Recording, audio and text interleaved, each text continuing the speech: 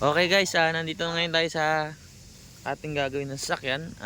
Isuzu MUX check engine problem. Nakita ni sir yung ating reels, dun siya nag-comment.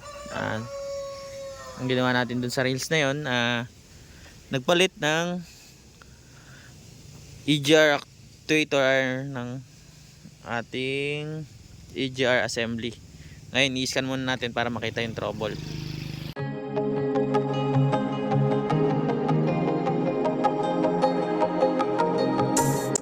Okay mga katrami, nandito ngayon tayo sa Pampanga.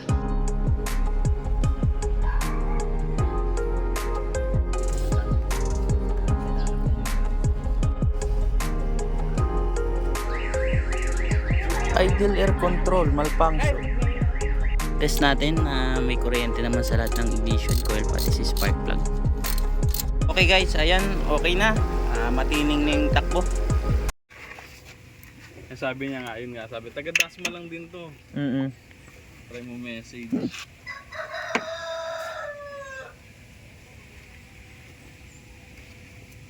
Yan, scanning tayo. Ma-check natin kung ano yung nag-trigger, bakit nag-check engine siya. Doon kaya sa kabila. Kapero lang pang scan. Kapero dito eh. Dito. Tip mo nga sila kasi naglalagay sila ng pang-cover pa kasi yung mga auto na.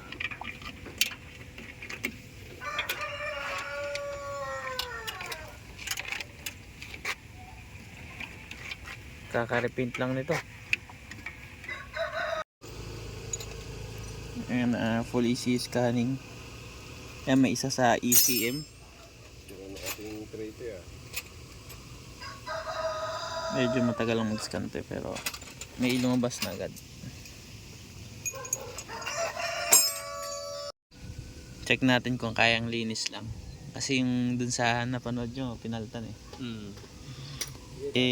Medyo may kamahalan din sir. Pag pinalitan, nasa magkano yun?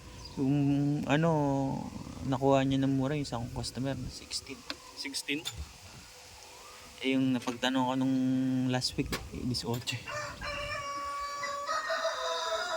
Meron din siyang fault code sa ano. Yun, V2109 electronic low battery. Low battery yung inyong ano. Yung susi? Baka yun yung detect niya, nakakapalit ko lang kahapon eh. Okay. Kaya ano. Battery. Nagpalit kayo. Invalid information. Sige. Ito naman sa ECM. Ito yung mismong nag-trigger doon sa check engine niya sa loob. Check natin kung kaya sa linis. Yan. Sige, tatanggal to. Yan ito na yung EGR na baklas na natin. Mabuksan. Daming carbon dito sa mismong actuator. Yan. Mga tanggal. Ngayon, try muna natin linisan. And then, pag nalinisan ng lahat ng pyesa, pagkabit, observe natin yung kung mag-actuation na siya. Yung gagana siya, mag-function. Kung bubukas or sasara yung EGR natin. Ito yung valve niya.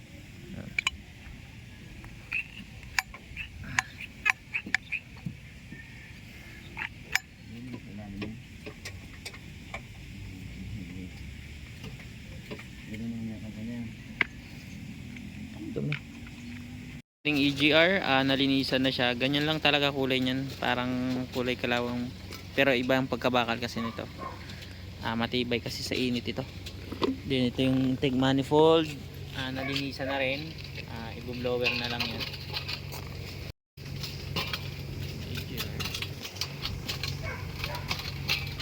Natin dito. Binabakbakan na kahit tirik ang araw. Talagang ganun ang sistema ng travel mechanic. May garahe, minsan wala. Hindi man tayo pwede request na, sir, magpagawa kayo ng garahe.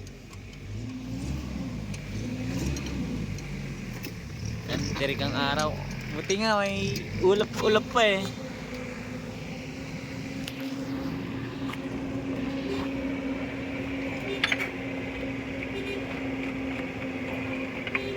plastic manifold na yung nilalagay pati fuel line.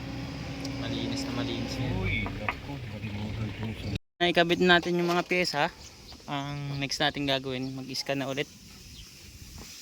Delete naman natin yung fault code. Yung kaya may lapat ako na, may tama.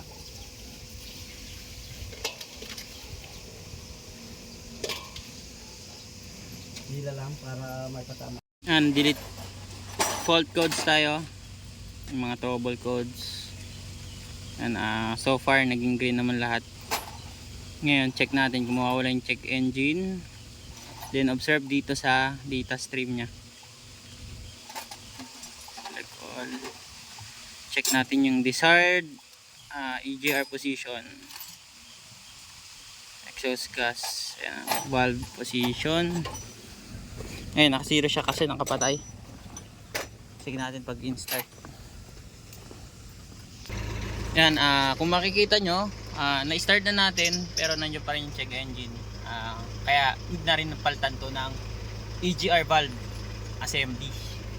Kasi dito sa reading natin sa scanner, zero reading yung ano niya, 0%. Yan. 0. Start exhaust gas recirculation, 0 siya. Kaya for replacement na yung EGR natin.